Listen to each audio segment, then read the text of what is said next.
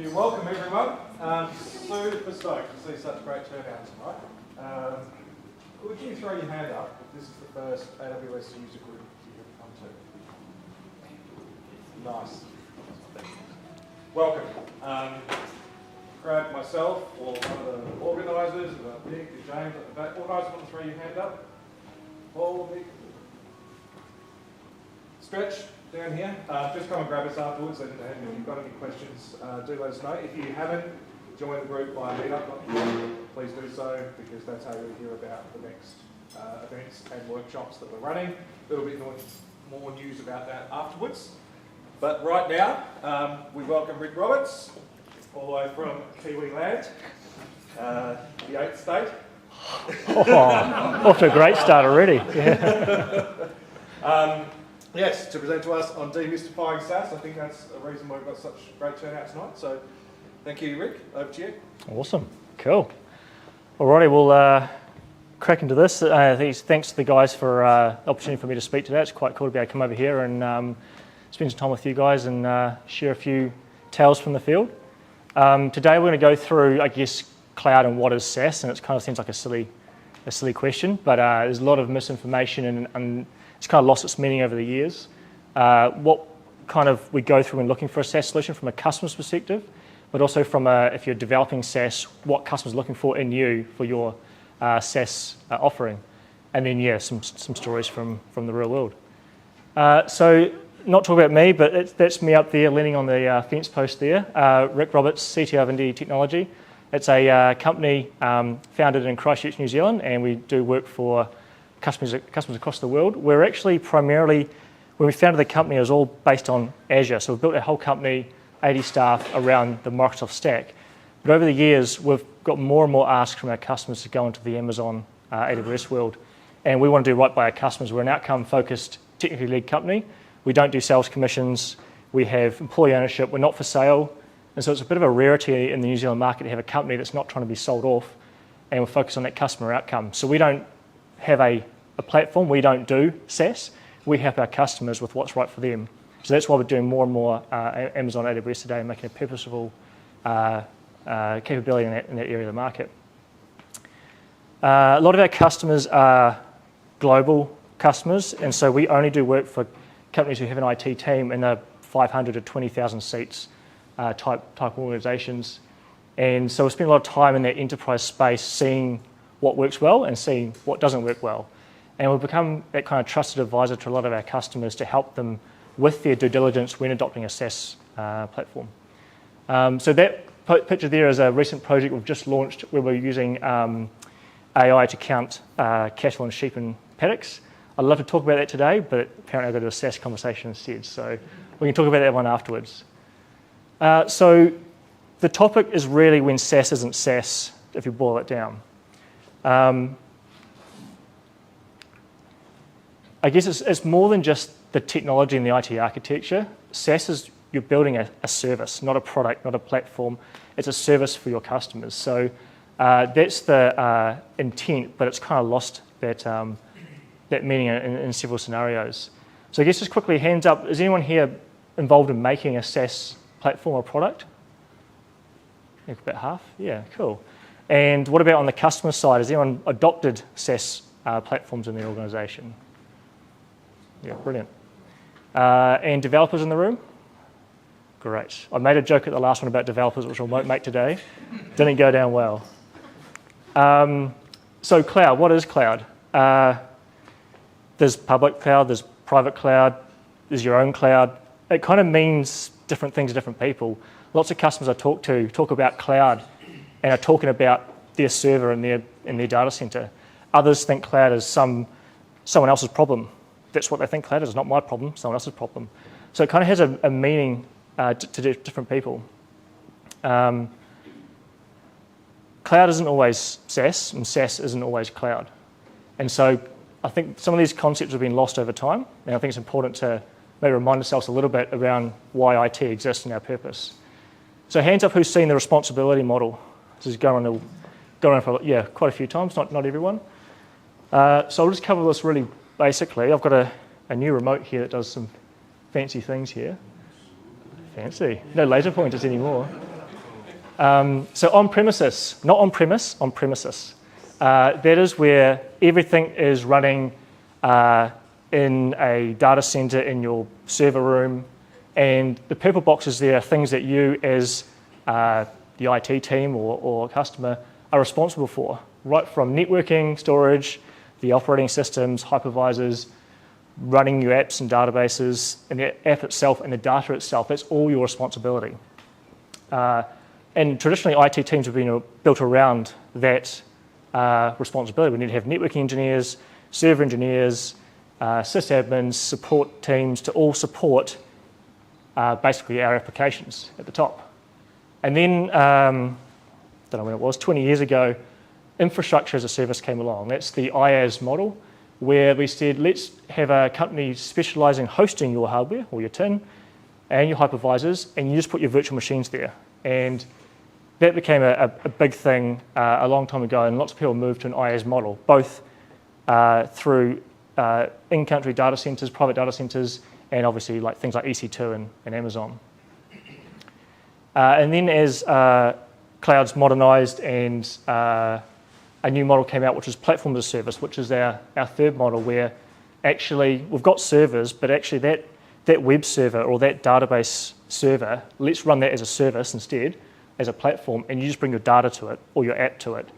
And that's where a lot of the public cloud providers have a good offering there, where you've got just bring your apps and data on that platform, and it will run, and we don't have to worry about patching and high availability or running operating systems. That's taken away from you. And so PaaS, it's been around for a long time, but interesting, a lot of people haven't really adopted PaaS. They're still stuck largely in the IaaS type world, because this requires it's less infrastructure and more application-centric work and effort to move to there. And then SaaS came along, where actually just pay your license, sign in, good to go. So this has been around for quite some time. Everyone generally is aware of this model, but the majority of the market still seems to be hanging around here or adopting this. This has kind of missed a bunch. But I kind of have another take on this, and that's what I call the accountability model. So those familiar with RACI matrix and those sort of things, the accountability in any one of those layers, whether you're a customer who's decided to do everything on-prem, go to the cloud, outsource to a SaaS provider, you're still accountable, because if it's your application and your data for your end customers or for your business, you're still accountable for that working. So just because the responsibility of making the app available and that data to be stored and served up, just because that responsibility is moved to a SaaS provider, you're still accountable, because if your users can't get to that application, your business won't function. So a lot of people have gone to that, I'll go SaaS, it's not my problem. Well, kind of is. So in terms of SaaS, these are like common big SaaS offerings. I just picked a random selection there. Those are kind of like what I'd call big SaaS mature offerings, where it is just SaaS. Put your credit card in, good to go. Sign in here, good to go. It's architected from day one as a SaaS product. But I guess a lot of the time where what we're dealing with is that next layer down, that kind of tier 2 SaaS offering. So you might be in a specific industry like logistics, and you need a transport management system or a warehouse management system. You might be in hospitality, you need a travel booking system. You might need learning management systems. So those are the kind of the tier 2 where it's a bit more niche, a bit more specific for your area. A lot of those have come out because a lot of people are moving to that, providers are moving to that revenue annuity model. They build a SaaS product around their existing service. They launch it as SaaS, but it's not always SaaS. So things we've been involved for many years is customers have asked us to do some due diligence before they embark on a SaaS project. And so that involves us coming in, working with their IT team, working with their business, and working with their selected or chosen SaaS provider or providers, and getting a bit more of an understanding of what is their offering and how does that stack up against what that customer needs.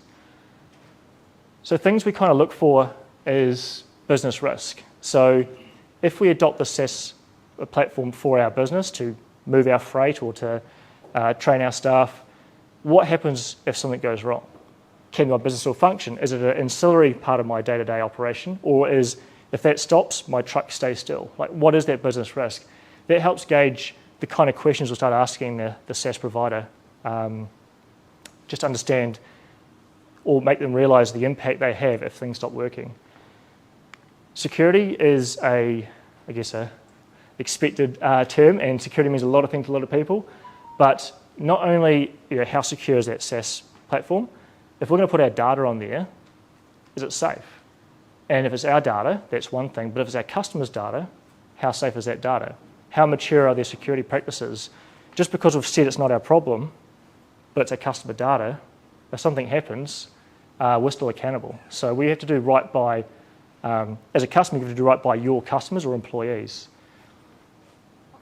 Integrations. So quite often SaaS platforms need to be integrated to other systems, either other SaaS platforms, on-prem workloads, other services. Not every SaaS player is designed to be integrated. There's a lot of bespoke integrations out there. Not everything's API-driven architecture. There's a lot of differences there, and that can actually impact how complex and how much risk is in that project. So just because it looks great when you see the demo, to make it interface with your other systems and data could be a huge piece of work, and that brings its own level of risk and cost. Data is a big thing. Who owns the data in a SaaS environment? We've outsourced the data storage to that SaaS platform, the application is running there. Is it still our data? Do they have rights to do something with that data? Where is it stored? Are they storing it on their own platform? Are they using another provider to store that data? So there's a lot of questions around where the data is, how well it's secured, can I get that data back again if I don't want to carry on with that SaaS provider? If my business changes tact, am I stuck with that data locked in there? How easy is it to get the data back off again? The other big thing that's coming up these days is good data fuels analytics and reporting and basically early and good decision making. If you don't have access to that raw data or all the data to be able to do more than the SaaS platform allows you to, then you might be cutting yourself off to be able to do more with that data. The next iteration of that is all this machine learning and AI that's coming out. That's going to be the next big wave of insights and doing stuff with that data. And if you don't have access to that data, will you get left behind? If you want to do a whole bunch of new AI integrations or offerings, but the data is locked away with a SaaS provider, are you stuck and not able to move forward in some of those new and exciting areas? So understanding not only the data today, but what's next and what you can or may not be able to do with that data. Contractual, so the non-technical part of this, which I'm a tech person, not a contract person, but contractually, any SaaS engagement needs to be carefully looked at from a licensing, terms, conditions, but also the SaaS integration provider or partner you're engaging with. A lot of SaaS engagement has gone south, and it's gone back to the contract, and it gets really messy. So there's a few contract things we look at in there around on-ramping and off-ramping, which we'll cover later on. And one of the areas is the BAU. So we've put in the SaaS platform, we've integrated to our systems, we've done the project. How well can we support that? How well is it supported by our team? Do we have the skill sets? What is the operational model like? So just because you did the big project, how does it look like going forward? What about updates and improvements and feature releases? What's involved in the next after we've done our SaaS onboarding? So what we'll do here is go through a few, I guess, examples of different areas we've just covered on before.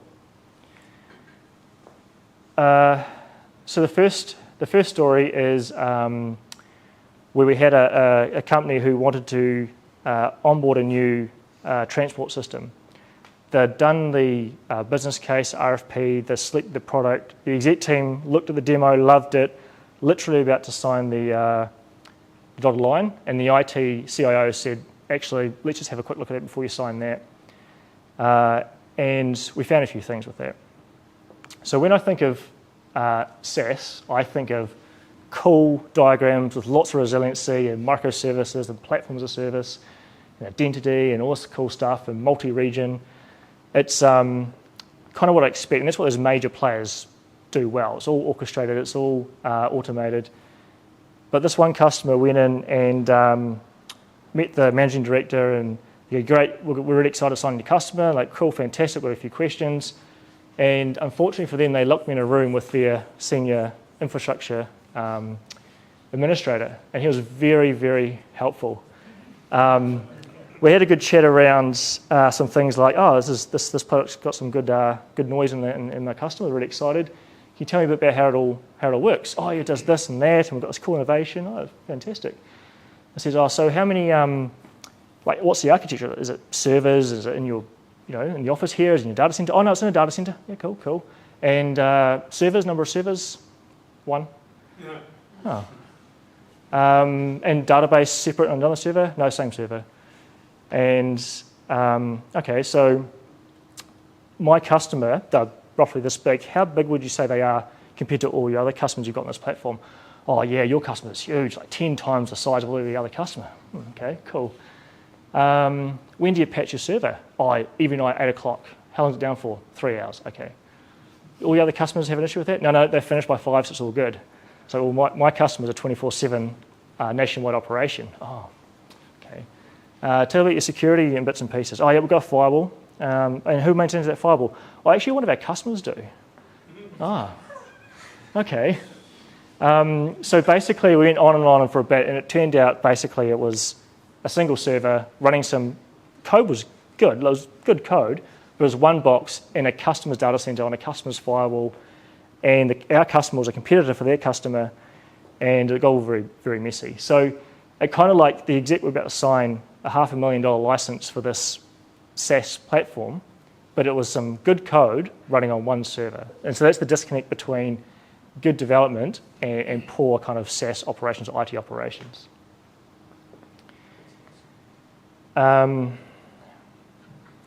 We had another customer where it's another example of that kind of size. Like when you onboard to a SaaS platform, be aware of your size as an organization. You may be the biggest customer or bring the biggest data set, not necessarily by user count or offices, but it might be your data set is so much more larger or more complex that their current SaaS platform may not be able to scale up. And quite often we get challenges with, oh, it's the network's going slow, this is going slow. But actually sometimes it is just your data set's so much bigger, the indexes haven't been maintained properly and things like that. So just being aware of your size when you're on board, especially with those sort of tier 2 providers, is a good thing to be aware of. So basically it's involve IT early and do due diligence, ask some hard questions, try and get underneath what that marketing looks like and the actually what's real. Which brings on to like supportability. So how easy is that SaaS platform to support? And that's in two realms, one from a customer side and one from the SaaS provider's side. So it's quite hard when you're building SaaS offerings because you've got this natural competition between get to market, get revenue, get profitable, and doing all the good stuff you should be doing, but it takes time. So it's always a very contentious one. But quite often we see they launch fast but haven't thought about, well, if we do it well and we do onboard 2-3 customers a week, we can't keep up. We're doing too many manual processes. So if you're building SaaS platforms, think about if you did bring on 2 or 3 new customers, can what we do today support that scale? Or we're always going to be chasing ourselves and trying to keep up and having issues. So putting in steps and processes and tools and architecture up front to minimize that onboarding support type effort is quite key. Observability seems to be missed a lot. Monitoring and observability is often what we see poorly done type concept, both on customer side and provider side. So what we talk about observability isn't monitor your CPU, your memory, your disk, your network pings. That just tells you some things about that. It doesn't tell you how well your application or your users are experiencing that. So just because your CPU is 80% every day, all day, well, is that a good performing application or poor performing application? Do we need more CPU? It doesn't tell us anything. So a lot of people put in monitoring, and it's kind of very low level type infrastructure monitoring. and you don't get that kind of end user experience type approach. So hands up who's done any end user experience management tooling or platform with either your own systems or a few, handful. So end user experience monitoring is basically measuring things from an end user perspective, whether that's an internal user or a customer. How can we see what's happening from their perspective? Because if we only look at our servers and platforms and microservices, we need to know what the user or the customer is experiencing. So there's some tooling out there where you can kind of put in client-side JavaScript or agents on machines, and that will collect metrics across your application, but also the activities within an application. So, for example, the work we'll do in this space, we will look at a customer's core application, would work with the actual users in the business and say, tell us how you use it every day. Well, I double-click it to open it. I log in here. I run this report. I enter this data. I do this thing. And we actually record those activities and define those activities in the system. And what their software does is we'll look at how long that time took to open the app, to log in, to run the report. And when that report was running, was it waiting for the network, the client, or the server? And it gives that breakdown of the time and effort. At the same time, depending on there's lots of different tooling, some of it will tell you, well, during that time, we waited 15 seconds for the network and the Wi-Fi APU connected to it was dropping half its frames. So you can correlate, well, actually, that one user had the problem and it was that AP. You extrapolate that out across the user base, and now you're looking at, well, actually, all our problems are all those devices in that one office. Or it's all the devices everywhere, at home, in the office, and it's not network, it's server-side. So a lot of this sort of stuff reduces your time to root cause identification and improves the understanding around your application performance. The other thing we do with this sort of software or this approach is correlation analysis. So if things change, what changed, and can we figure what's going on? So for example, you can run things around what's common with all these poor performing activities for reporting, and it can tell you actually it's all Windows 10 21H2 who have this particular antivirus installed. So now you know those are the common artifacts between that performance issue. Let's drill into that and solve it. There's an example where one customer, they moved to a major SaaS provider with a lot of heavy customizations, and they're getting a lot of complaints of performance. And all these complaints kind of create a lot of noise in the organization. No one really knew, was it custom integrations, was it the network, that sort of stuff. We'd put the software in, and we had another massive performance event, and we could tell that actually it happened at 2 a.m. on all devices every time, at the same time, which led to actually the SaaS provider made a change in their organization. So even just that correlation of timings and impact allowed us to go, actually, your provider made a change, here's the evidence, and sure enough, they had. There's another example of a SaaS player who did really well in New Zealand. It went global, things were going really well, but they only ever looked at their own servers, and as their customers around the world used that software slightly differently, had different integrations with different parties around the world, that New Zealand location going to global server API calls, latency crept in, problems crept in, and without the right observability from day one, lots of negative feedback, lots of investigation, and the money and time spent trying to figure out what was going on was probably 10 times the cost of getting that done early on.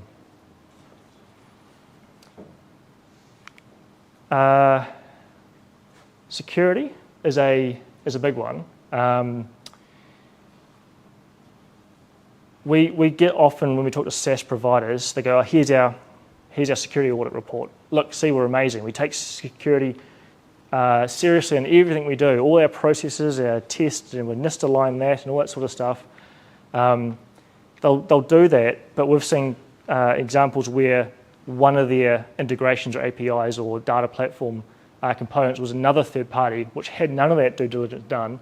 That got compromised and their customers' data was leaked on the internet. So it's not just the SaaS provider, it's everything around that platform. We've seen a lot of documents saying we're amazing at security, we take it seriously, all we do, you browse to their website on their thing, click the demo portal, and it's all HTTP. You hit the login to the customer side, it's all HTTP, not HTTPS. So even though it says it's done all its audits and checks, just have a little look around and see what you find. Identity is a big one as well. A lot of platforms out there want to sign up a user, put your username here, email address, password, done. I don't think there's any excuse these days not to have modern authentication architecture or identity. So SAML, OAuth, OIDC, things like that should be an absolute must these days. Because what happens is if you ask your users or your customers to sign up to your new platform, they're probably going to have an email address, which is probably really well known, and they'll choose a password that they've used on lots of other systems. So if your customer or your staff have a personal account in the world that's been compromised, the password is dumped on the internet, it's very, very easy to go and look for an email address. Here's 15 passwords, and I'll try and log on to your SaaS platform, and chances are I'll get in. So there's a lot of human behavior element. So if you take a username and password to log onto your SaaS platform, human nature will end up, I guess, creating a risk around reuse of those credentials. So a customer identity and access management platform should form part of all modern SaaS platforms. And quite often, customers would like to integrate that with their own identity platform as well as for an internal use case. So I had one customer where they were adamant and provided lots of examples of these kind of NIST and AS8 type reports and audits and things like that seemed to be a little bit too good to be true. Like it was quite the best one I've ever seen on any provider. And so I got the data, went through all the bits and pieces, went to the customer's login portal where you type in it's multi-tenanted, log onto the customer side. And I thought, I'll have a crack at that. Pushed OK, and I was in. And I could see all their customer data. So just because they say they have all that sort of stuff, there's still, human nature. Or people get forgetful. I put that in for a thing at the start, I forgot to remove it, and a bit of luck, and you kind of get away from it for a while. Yes, I don't think that's a very secure password, but you don't have to add. Oh, you're right, yeah. I have to fix that up, you're right. Yeah. I would never have got it with the @ symbol, yeah.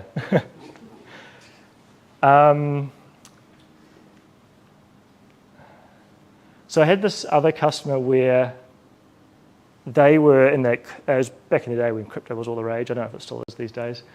They were growing massively, doing millions and millions of dollars worth of crypto transactions. They scaled super fast. There was no time to do anything. It was just build that, create that change. They asked for help and we said, great, let's do this. We can do it tomorrow. What's your UAT environment? They all laughed. We don't have one. It's production, let's go.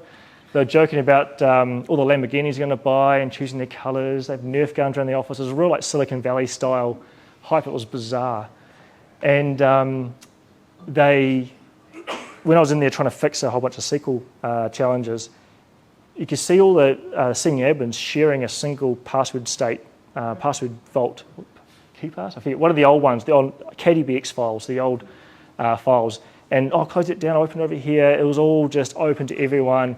And this was how the master keys to their private keys for all these millions of people's crypto wallets. And it was just shared around and joked. And we're like, this is nuts. And they wanted to buy a big SAN off of us. And we're like, pay up front, we don't think this is going in a good way. And then we paid up front, SAN got delivered, but they'd shut down by then because they got compromised. So it's not just what's outward facing, it's what's inside as well. And it's really hard to see that when you're a customer looking in, but yeah. That also goes for home too. Correct, yeah.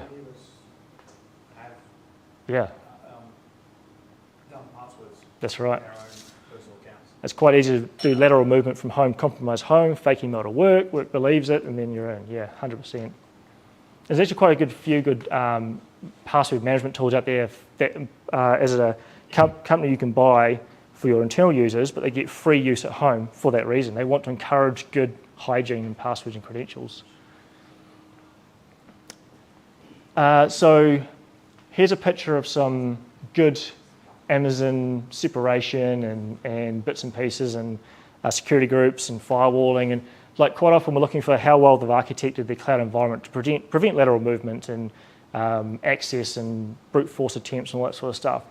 And we had one customer's potential SaaS partner they were looking at, and we looked at their architecture and it looked really, really good. It was actually one of the really impressive, modern, scalable, elastic. It was awesome. And kind of asked the question, so how do you guys administer your SaaS platform for your customers? Oh, all good. We have a VPN on our laptops that go into the Amazon VPCs. Great. And what credentials do we use? Oh, we use different credentials. Have you got MFA on that? Oh, no, we don't need to. We just log in. It's easy for us to support. And so what it basically meant is you had all this MFA and protection on the front door, but the back door was wide open. No endpoint detection response capability in the devices, no port security in all the offices. So basically anyone walking into their branch could plug in a laptop and I could just route to their multi-tenanted customer environment. So it's not just the front door, it's how the support partners or the internal team support that to be mindful of. So on-ramping to a SaaS provider or platform, there's a few things, and this is the less technical part, so I'm not that strong on the contractual side, but when you're onboarding with a SaaS provider, it's looking at like contractually and the architecture, how much is that turnkey versus custom build. So a lot of SaaS is turnkey, that you can customize it, and a lot of it's full customization, but what's always sold or mentioned in the contract isn't always clear. And so when you sign the license count, away we go, the integration costs blow out big time. It's complex, it's hard. Sometimes the SaaS provider has to do custom changes their side, not just yours. So understanding when you're on-ramping to a engagement, what is that actual work like to actually onboard that platform in your organization?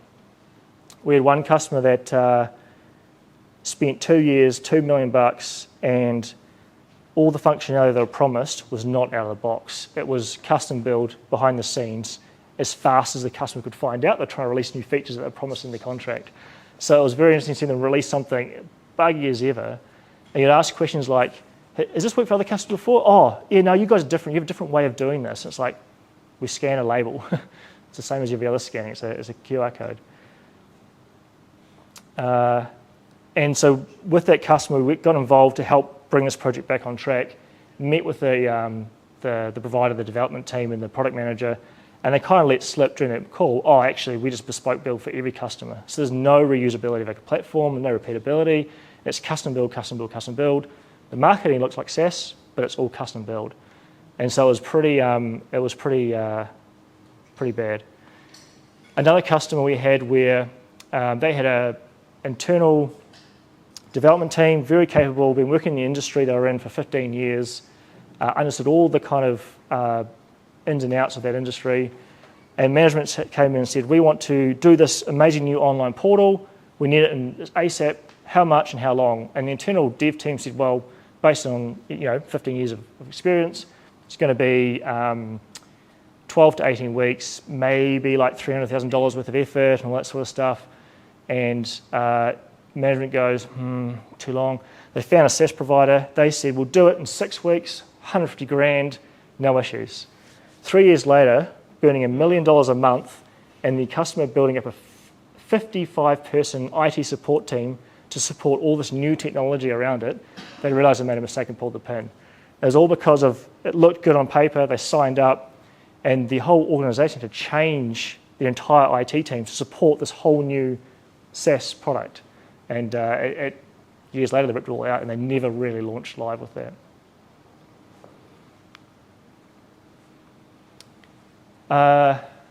Engagement with the SaaS provider is key. If it's a massive contract, multi-year, huge cost, you kind of want to know what you're getting yourself into there. It's a bit like a relationship. You want to know, we're going to be here together for the next 2 years, doing lots of work together. What do they like to work with? How much trust do we have between us? And so that's quite key to understand early on. We had one environment where things were falling off the wheels and there was no real trust between our customer and their SaaS platform provider. And one example was it was an app where you scan a whole bunch of boxes on a pallet, and say 200 boxes on a pallet, you scan it into the system. The API you query, and as soon as you query the API, you get the data, and once you query it, it's gone from their system. So if your integration on the customer side fails, you lose everything. All that work, it's just gone. There's no replayability, there's no ability to recall that data. It was quite challenging. Furthermore, if I scanned 200 boxes on a pallet, and that's one consignment, that should be one request and I'll get an array with 200 IDs. Nope, it was 200 messages. And you had to recompile that back into a consignment on the customer side. So lots of challenges and costs that were being put on the customer for what was quite a basic change in logic. It was impossible for our customer to work with the SaaS provider to make those changes, say, look, this is what's impacting us, let's work together. In fact, they even ran interference and they said, oh, can we just talk to your developer who made this? Oh, no, you can't talk to him. So, is he here? Oh, yeah, he's out back. Well, 5 minutes, whiteboard, we'll get it sorted. Okay, I'll have a look. Walks out, comes back. No, he doesn't want to talk to you. Why is that? Oh, he's a social anxiety. Okay, well, just real quick, I'll just hear out the problem. And so it's kind of like this weird thing of, do they actually have the developer or what was going on? So that kind of trust just went away and the whole project was a failure because the customer, the SaaS provider, couldn't work together to resolve these issues. Which comes to like off-ramp. How do you exit if it's gone bad? So quite often when you're signing contracts up, it's all looking really good, all positive, it's going to be exciting, and we realised partway through it wasn't what we're told, or it's challenging, and you're kind of locked in. And so what happens if things don't go right? Is there a way to off-ramp from that provider or the integration partner? Is there a way to extract your data? Is all that work you put in, is it too hard to come back out again? What does that look like? Really hard to have those hard conversations up front because everyone's in a good space, but you don't want to be left in a position where your business is impacted because you've jumped in without the due diligence. Project ownership is another big one we've seen a challenge with SaaS onboarding and platforms. The SaaS platform might be amazing, but if the wrong owners in the customer side are assigned to that, it can kind of fall apart. So IT is there to enable a business to do work. And what I quite often say, if you boil it all down right to its roots, what's the job of people like us in the IT industry? It's to connect that user with that application and data. Everything else is periphery to that kind of base construct. So when we're doing projects that are massive core systems for a business that make your operation work, they're business projects, not IT projects. IT need a huge part to play in that, but it should be led by the business who knows what they need from that for their department or their area. One example was a retail store who onboarded to a new cloud SaaS offering for their stock in their stores and bits and pieces. And they onboarded, massive project. They went live for a bunch of stores and really negative feedback, so much so that the store managers weren't talking to the customer's IT team. So they asked us to come in and be a bit more, can you go have a look independently? The IT team keeps saying it was the network. It's definitely the network. It's just slow. They're saying it's slow. And we're looking at the network and we can't see why this is causing the issue, but we'll keep looking anyway. And it kind of after 2 weeks of trying to figure out why it was slow, we said to the guys, have you ever talked to the customer, seen the customer? No. We're IT people. We stay here. So jumped in the car, drove an hour to the store, and said to the branch manager, look, I'm here to help fix your performance issues. Almost got chased out the store, but I said, I don't work for the customer, I'm independent. And said, just show me what your problem is. And he went to his back office, sat down, and said, right, before this stupid system went in, when I wanted to reorder stock for my business, I used to go into one view, I could go, here's all my stock, here's what's low, I click add, submit, and it'll turn up in a week's time. Talking lots. They show me what you do in the new system. So you go, okay, I go to here, I go to inventory, I go to ordering, I search for each product name, find out how much I've got, increase the quantity, search for the next product, submit it, wait for 2 minutes while this little thing goes around, and then go. So his 5-minute process was an hour and a half of reordering every couple of days. So you can see the impact that had on that branch, that store manager's day to day.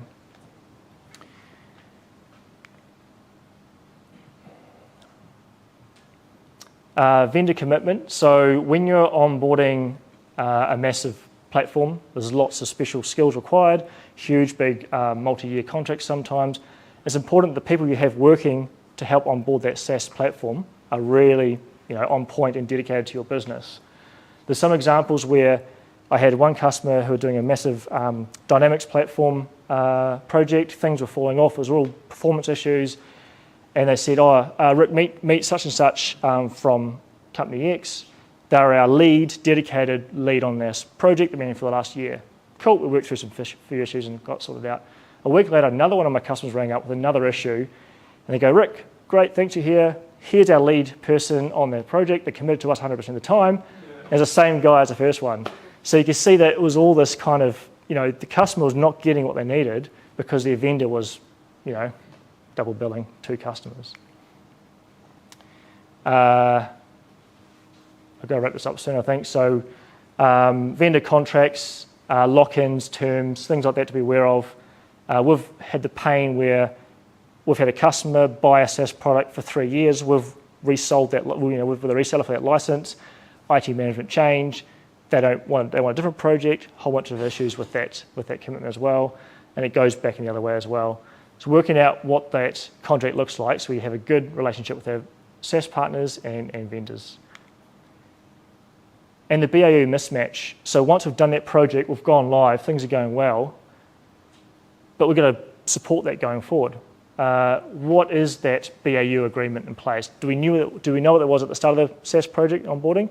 Or are we working that out once we've gone live? How do we support this? What skills do we need? What's the SLAs that have been agreed? Some people get a 99.5% SLA from their platform, then realise their business could be down for 3.5 hours a month, which is not what they expected. But also when you're doing SaaS, what are the dependencies that your provider has on other systems or that you've placed on that SaaS platform? So if you're putting that SaaS platform to use your identity, your Enter ID for logons, and that goes down, well, that SaaS platform stops. What happens to your business? If you've got your only access to that cloud system going through a single WAN link at a branch, and that WAN link goes down, what happens to your business? So it's not just the product or the SaaS platform, it's everything around it. What happens afterwards it's gone live around updating and upgrades? Is it all automatic? Do we have to have downtime? Do we need to pay the provider to do more changes? Like what is that onboarding, ongoing feed and watering that's involved with that platform? Those are things that quite often get missed until you're really close to go live. Then it's the BAU handover process, and the IT team brings in all the support people. Right, guys, we've built this, now support it. And like, well, how does it all work? So BAU should be understood at the start, not just right at the last minute before we go live. And so I guess to wrap things up, coming back to here, what is cloud, what is SaaS? We all know the responsibility model, but as SaaS platform developers and providers or as customers onboarding SaaS, we're all accountable for the top 2 layers. It's that application interfacing that data that's our accountability and responsibility to deliver. Even though the technology below has the responsibilities understood, you're still accountable. So do due diligence, asking the hard questions up front, make sure a bit more eyes open experience. And we've had a lot of these are a lot of bad stories I've gone through today, or not ended up so well, but there's been a lot of good ones as well. We've gone in, we've uncovered a bunch of challenges, but our customers are like, great, let's work together. They've said to that SaaS provider, we know you're a bit green here, not quite mature there, but let's work together because we mutually win. So a lot of the time, it's been a constructive, positive, because we've been transparent at the start. These haven't come up halfway through with there's contracts coming up and lawyers and issues and money and budgets. It's been very transparent up front, and it's resulted in both a SaaS provider leveling up and becoming more mature, and the customer getting their outcome, great referenceability both ways, and a successful outcome. So upfront, early due diligence, open conversations, and thank you. That's my thing.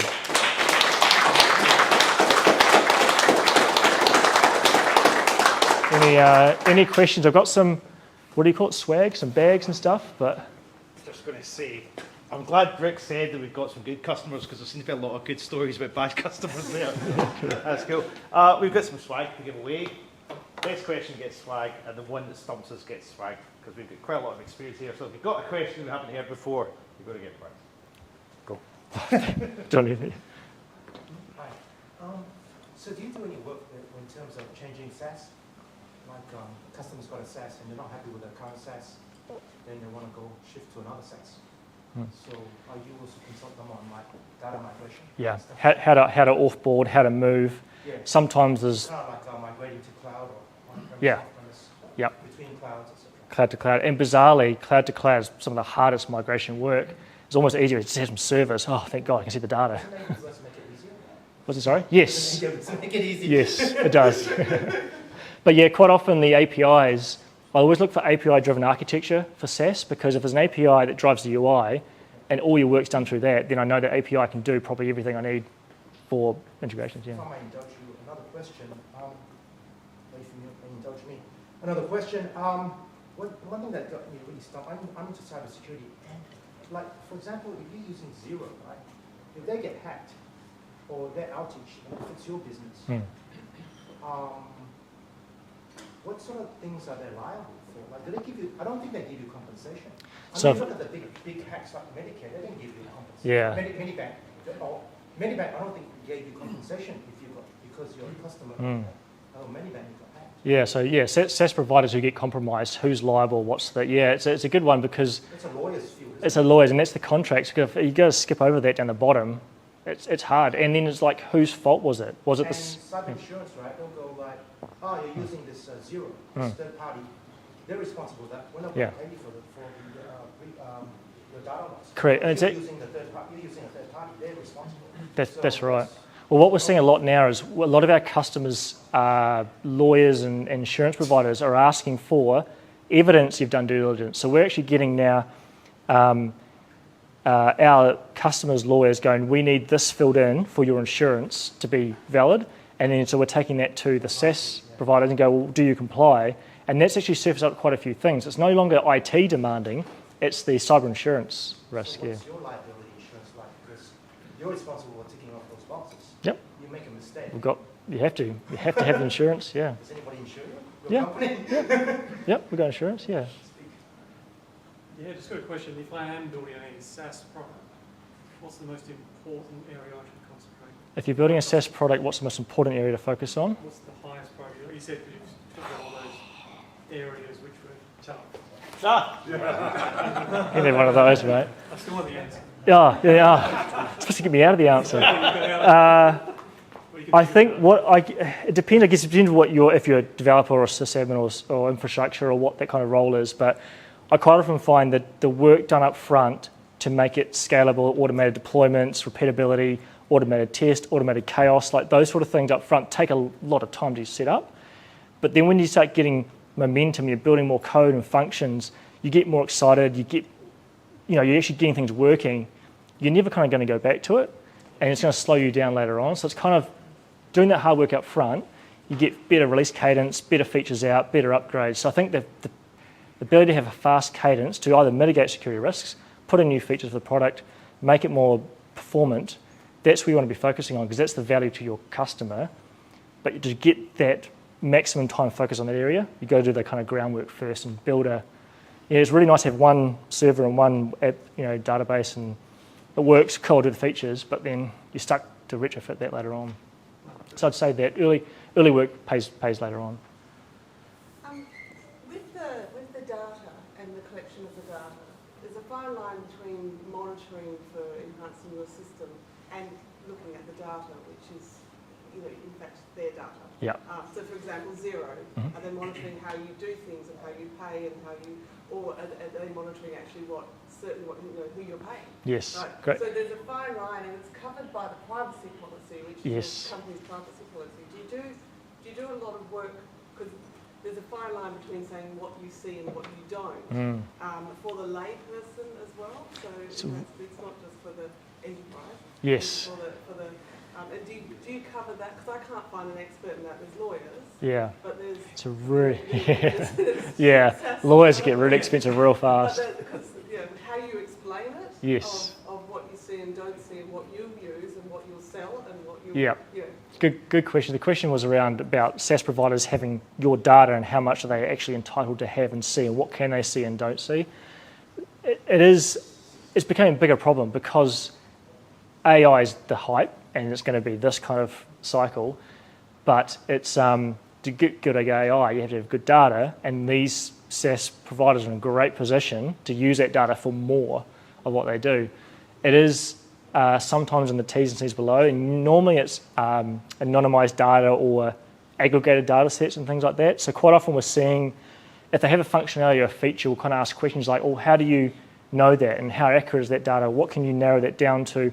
Try and elicit, well, in order to have that kind of insight, you must know individual things. So you kind of, I guess, surface up some of that kind of, how much detail do they actually have by asking around, well, if you can do that capability, you must have access to this kind of data. So, but it is a hard one because it's a big race and a fight to try and own more data. And we've got a project right now working on for an agricultural company where they want to put sensors in the soil to help their farmers grow more with less nutrients and sprays and things.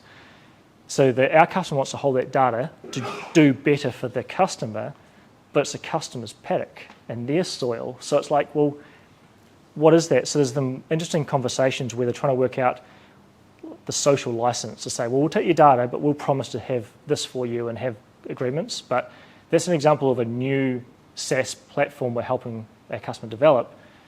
So we're talking about that sort of stuff now, but there's lots out there where it is hard. So it's doing a real due diligence, talking to technical people in the SaaS provider if you can. But yeah, it's not an easy one, unfortunately. Yeah. I just find that there's very little expertise in this because for your customers, so for example, if Xero said, I notice you're using this bank, we recommend Commonwealth. You know, this is, here's some ads for what you're doing. Yeah. And they choose not to do that. Yeah. So there's a choice there, and it's not necessarily about what's best for your company, it's best for your customer. Correct. Customers might leave. Yes. So It is a tricky one. But when we're doing due diligence, we're making sure the right people to drill down and drill hard, because quite often a lot of the lawyers or technical consultants kind of from that kind of area, they're only kind of surface layer deep. We kind of want to get right down to try and figure that out. Yeah. Okay, so many times when you actually provide the SaaS product to the customers, there is a challenge of the level of customization that we do. Yes. So at times, we ask for more customization and people say, no, this is not possible. Yeah. It's not possible. But some things will be possible. So any challenges or scenarios that you relate to it in the SaaS product being customized? Yes. Or the levels it could be customized? It's a great question. Customization in SaaS products is a hard one, because when it's one platform that's multi-tenanted and scalable, that's nice and easy because it's just one code base and I can keep releasing that, adding features. But then you might need to win some customers over here and they want that feature. So it's always a challenge between the commercial side of the SaaS provider and the technical side. And we've seen some platforms, they'll go, oh, massive opportunity, 11,000 sites, we need this feature to win that business. And they'll go and stop all work for all the other bugs and fixes and go, right, let's work on this, the sales-led architecture to do that. And then try and win the business, and they may not win that. So that everyone else suffers, and then they come back to their loyal base and half of them have left. We've seen another one where what they'll do is to mitigate that, they will talk to the potential customer. If you sign here for our SaaS thing, and yes, we've got these two features missing, but if you sign here, we will commit to you those two features, and if we don't deliver them, then don't pay us, offboard us, or don't even, so it's a contractual thing. So they commit to you, and then you can commit resource or get more resource to help fix those two features. So it's a bit more of a fair and reasonable, and that way you're going to get it, the customer wins, they get their feature, you get a new customer, and you can help do that because it's committed revenue, and I can still keep my customer base happy. So it's kind of working out, is there a contractual way to mitigate that? But yeah, I've seen the sales-led stuff fall apart real fast because you got here because of your customer base, you need to protect that and look after them, and the cost of acquiring a new customer is astronomical versus growing an existing one.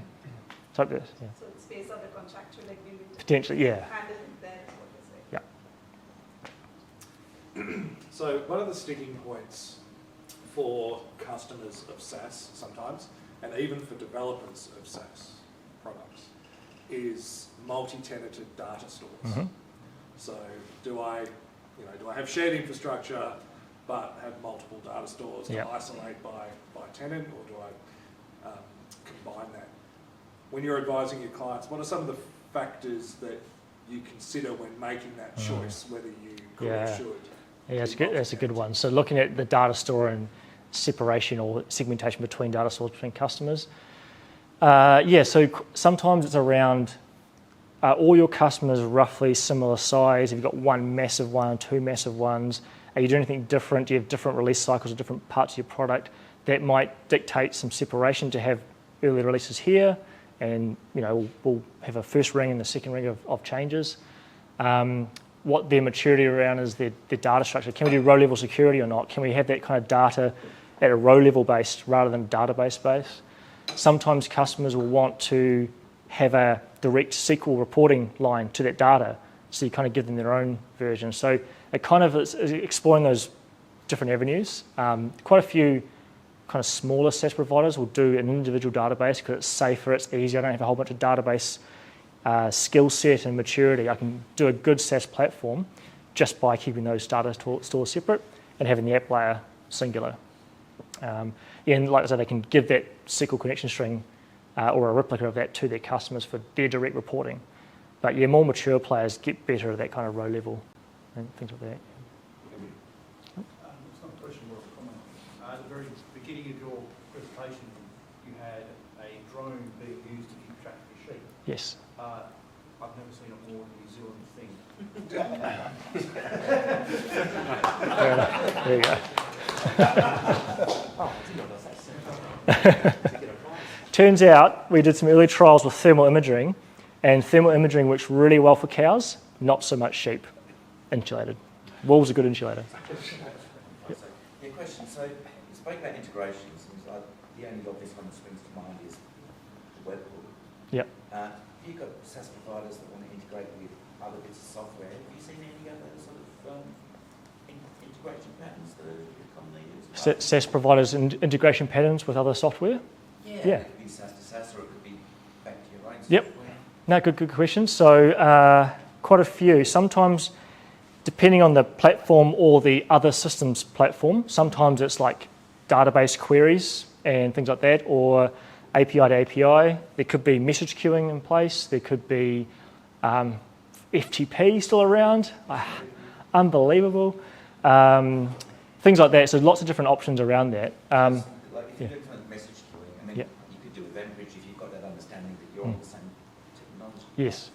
So it's quite often middleware comes into play there. So a lot of our integration work, we have SaaS platform A, SaaS platform B, on-prem system C, and we'll help the customer find a good middleware platform. So things like MuleSoft and Boomi and Lambda and lots of different step queries, lots of different options around depending on the scale, and a bunch of other SaaS middleware players out there. And quite often we'll work at integrating that through an agnostic middleware that means you can chop out a system one day and put a new one in. So it's not just making messaging work, it's looking at the canonical model of the data so that if we do change our payroll system, we don't have to do a whole bunch of rework over here, we just change that little integration part there. The worst examples I've seen is when a SaaS player says, here's our system, we can build you a custom HR app. And what happens is they'll have a kind of a low-code, no-code app building SaaS offering, and they'll build you a HR system. But what happens is because I've got a platform that does integrations as well, they're doing all these point-to-point integrations between their platform they're building and everything else, and therefore all of a sudden you're locked into that provider forever because the whole business now works around not that HR platform, but the integrations and automations are built in between. So we always recommend an independent middleware platform so that you can swap out your vendors and your SaaS players and your systems without having to redo all that work in the middle. And those platforms have all those connectors for different types, database and queries and queues. And, A couple of names there, was it MuleSoft, Boomi,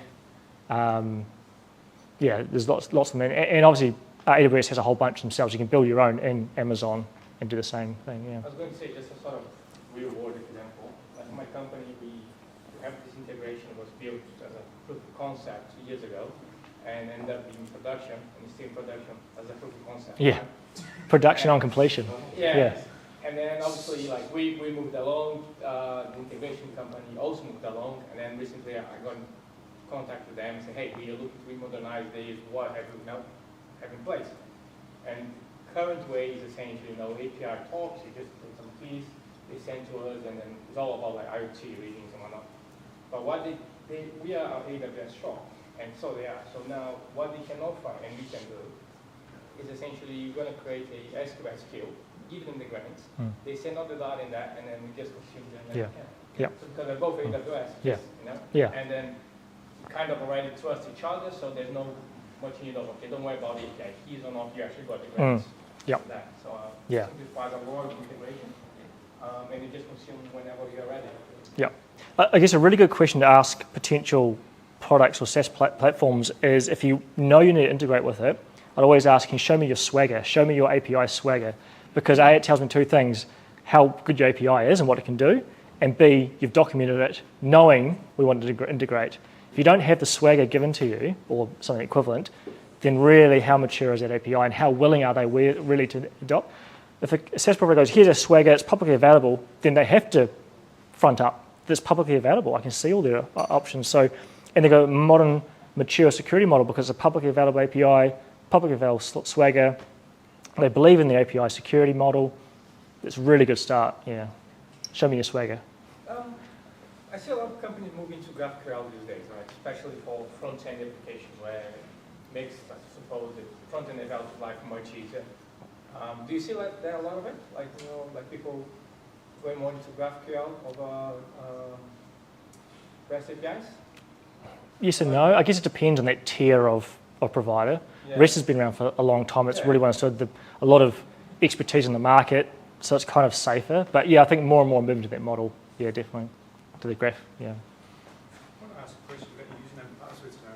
Oh, I yeah. thought you were going to then start talking about ticket mastering slaves like Oh, all right. What happened there? they breached. Did they? Just Yeah. and so the implications, particularly for SaaS platforms, is that as an organisation you depend upon them, Yep. but because there's a potential by Snowflake that those credentials may have been lost and used, Yep. it puts your account at risk. Correct. And that's the problem with these compromised, more and more SaaS platforms, more and more compromise. There's so many passwords. Probably everyone in this room has a credential out there on the internet from some compromise. And that's the problem. It's just more and more like that. Yeah. So the thing I thought you were going to go on to say is that multi-factor authentication has to be part of your SaaS platform. Correct. Yeah.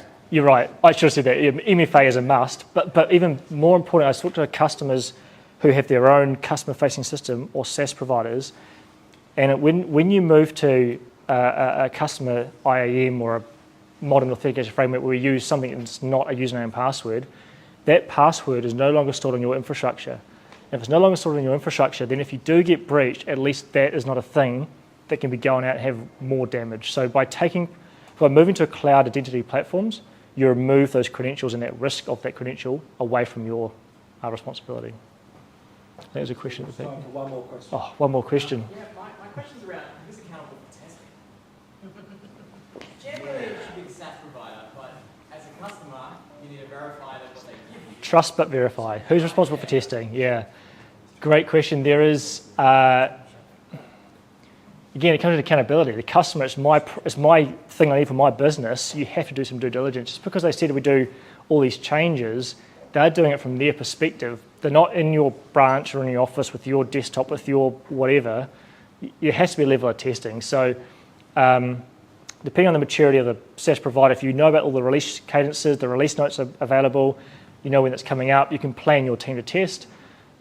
I always recommend putting in, under the observability side, having synthetic, if it's a web-based whatever, synthetic web tests, synthetic access so that a little bot's doing its log on, doing that report, measuring the time, alerting if things change. So quite often let's surface up early issues so you can jump on board soon rather than looking around what's going on. So, But as a customer, though, that's really hard because you want, like, you're engaging a SaaS platform to deal with your shit. yeah, But then you then have to have a testing team, or yeah. then engage a consultancy to come Yep. for you. And it's a good question because it depends on that, I guess, the size of the company, the skill sets you have, what happens if it goes wrong, how much am I impacted, what's a risk-based conversation to work out, well, do we outsource that, do we have a contractual, hey, customer, you must do these tests for us or something like that, or, yeah, it needs to be worked out. But yeah, depending on the size of the SaaS provider or the customer, it may not be feasible to have a testing team just in case. So it's a good question, yeah. Well, as we often reach this time of night, we could go on for another half an hour or 40 minutes, but we don't have it. So please join me, round of applause for Rik.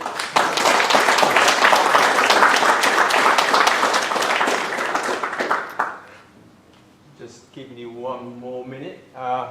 So tonight was a SaaS on AWS series. Like we have these every few months as part of the user group, and it was awesome to hear from Rik tonight. I think it's good to hear not just the technical side, but how consumers should look at it, and also that how SaaS providers would know how consumers should want it in the best way. But if you can fill out the session survey, there's a spot there for talks. Any topics. I look at AWS. We've got a lot of things that we can ask, and also anyone who wants to come and talk at these to do with SaaS and AWS, just fill it in. If you want to talk about SaaS identity or tenant isolation or minimum viable products on the business side, just jot it in there, and we'd love to hear from you. So thank you very much, and thanks to Rik for coming tonight. Thanks, guys. Appreciate it. Good questions. Okay, so our next event is one of our CloudCraft workshops, which have proven very popular. I'm bringing Hexy back. Crafting serverless hexagonal architectures under test. Ben and Rami delivered a version of that at Latency Conference this year, and they've done even more work on what was already a very impressive code base and workshop. It is a level 300. We've tried to make that pretty clear in the promotional materials. I suspect that might have caused some people to sort of shy back from that. But if you've got any questions, you're not quite sure if it's for you, and you want to talk through, please contact me or one of the other user group organisers. We're across that content. We said it was level 3. What the level 3 means? Level 300, meaning, well, level 100 is kind of basic familiarisation. Level 200 sort of concepts that you might not be familiar with. Level 300 is hands-on, we're in the weeds. Level 400 is bring your PhD. So this is it's a code heavy workshop. Yeah. July session. I think I mentioned at our last meetup. It is almost certainly on Bedrock. Just can't quite announce the speaker and the topic yet. We're still working through that.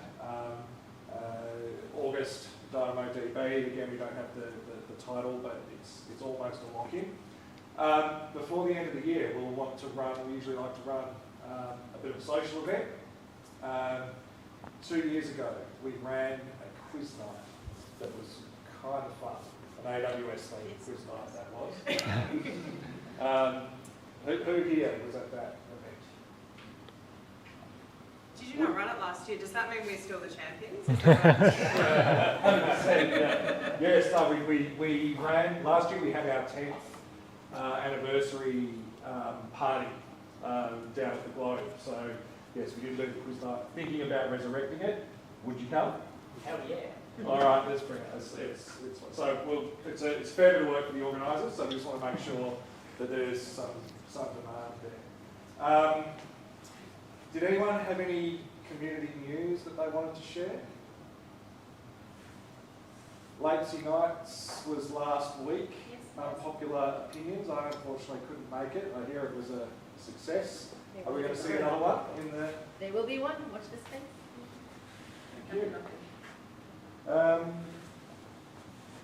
If no one else has anything they wanted to share, then let's wrap it up. Thank you very much. See you next time.